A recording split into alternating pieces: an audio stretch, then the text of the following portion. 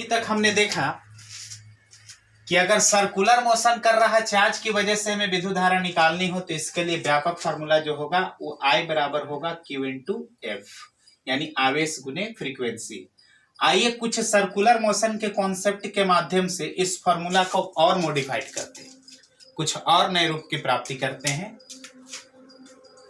तो circular motion में हमने आपको सिखाई है कि कोई भी पिंड कण चाहे कोई भी हो, अगर सर्किल पर घूमता है भी गति से तो उसके गति को हम लोग वृत्तीय गति कहते हैं। अब ऐसे कंडीशन में हम लोग क्या करते हैं, तो देखिए अगर मान लीजिए कि r रेडियस पर चार्ज घूम रहा था v वेग से, तो चाल बराबर एक सूत्र, बहुत ही सिंपल फॉर्मूला है, दूरी बटा समय। तो चार्ज अगर एक चक्कर पूरा करेगा तो इसके द्वारा जो तय की गई दूरी होगी वह वृत्त के परिधि के बराबर होगा। अब वृत्त का परिधि 2 पाई r होता है। कितना होता है? 2 पाई r।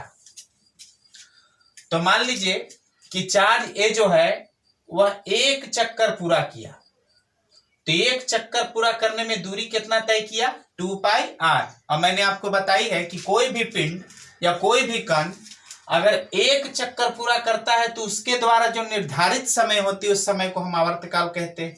तो एक चक्कर पूरा करने में उसने तय की गई दूरी कितना प्राप्त किया? 2 पाई r, वृत्त के परिधि के बराबर। और उसके द्वारा लगे समय कितना हो गया? एक आवर्तकाल के बराबर। तो दूरी बटा समय के सूत्र में हमने दूरी को रख दिया 2 पाई r और समय को रख दिया आवर्तकाल के बराबर। यहां से फॉर्मूला v बराबर निकल कर आया 2 पाई r बटा में कैपिटल T। अच्छा, T को हमने v के जगह, v को हमने T के जगह रिप्लेस कर दिया, स्थान परिवर्तन। तो T यहां आ गया, v यहां, तो 2 पाई r बटा v। अच्छा, T के रिवर्स को हम लोग फ्रीक्वेंसी कहते हैं, यानी आवर्तकाल के उल्टा को फ्रीक्वेंसी कहते हैं। तो f का फॉर्मूला 1 बटा T, यानी इस फॉर्मूले को हमने उलट कर लिखा v बटा में 2 पाई r, यानी f के जगह पर अब हम इस्तेमाल कर सकते हैं v बटा में 2 पाई r। और चूंकि हमने अभी फॉर्मूला पढ़ाया कि विद्युत धारा का सूत्र होता है q इंटू फ्रीक्वेंसी, आवेश गुने आवृत्ति। अब f का फॉर्मूला हम इसके माध्यम से v बटा में 2 पाई r पुट कर देंगे।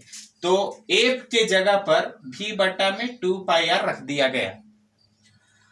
ऐसा रखने के बाद जो विद्युत धारा का नया फॉर्मूला प्राप्त हुआ वह हुआ QV बटा में 2 पाई r, QV बटा में 2 पाई r।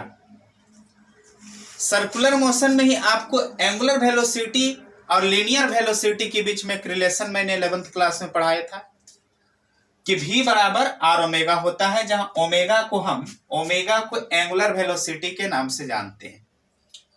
तो v बराबर r ओमेगा फॉर्मूला को हमने इस v के जगह पर रख दिया, यानी I बराबर Q और v के जगह पर रखा r इंटू ओमेगा। तो r से r कट गया, और कटने के बाद हमारे पास फॉर्मूला हो गया I बराबर Q इंटू ओमेगा बटा में 2 पाई, जहां याद रखेंगे ओमेगा एंगुलर वेलोसिटी कहलाता है, हिंदी में इसको कोणीय वेग कहते हैं। यहां पर सूत्र को थोड़ा दोबारा समझें। v को v के स्थान पर हमने रखा r ओमेगा, तो q बटा में 2 पाई r पहले से अवेलेबल है, q बटा में 2 पाई r पहले से मौजूद है।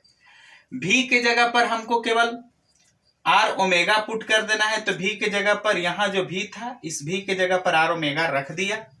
अब r से r कैंसिल, तो हमारे पास फॉर्मूला में बच गया q इंटू ओमेगा बटा में 2 पाई, q इंटू ओमेगा बटा में 2 पाई। इस तरह से ओमेगा को एंगुलर वेलोसिटी के नाम से हम जानते हैं।